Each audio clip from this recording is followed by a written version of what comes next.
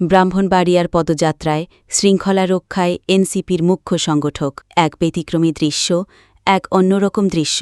রাজনৈতিক কর্মসূচিতে যেখানে শীর্ষ নেতাদের মঞ্চে বা মিছিলের সামনের সারিতেই দেখা যায়, সেখানে ব্রাহ্মণবাড়িয়ায় জাতীয় নাগরিক পার্টির উত্তরাঞ্চলের মুখ্য সংগঠক হয়েও সার্জিস আলম এক অসাধারণ কাজ করেছেন। তিনি দলীয় পদযাত্রার সামনে না থেকে কর্মীদের সাথে কাঁধে কাঁধ মিলিয়ে শৃঙ্খলার দায়িত্ব পালন করে এক নতুন দৃশ্য স্থাপন করেছেন। গত ২৪ জুলাই সোমবার ব্রাহ্মণবাড়িয়া শহরে এনসিপির জুলাই পদযাত্রা কর্মসূচিতে তার এই অক্লান্ত পরিশ্রম এবং শৃঙ্খলা রক্ষার প্রচেষ্টা সত্যিই প্রশংসনীয়।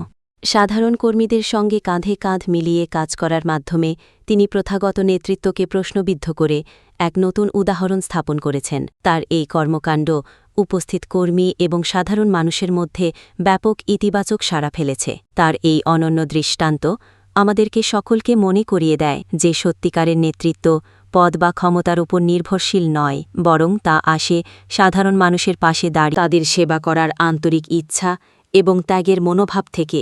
সার্জিস আলম এক প্রকৃত নেতৃত্বের উদাহরণ স্থাপন করলেন।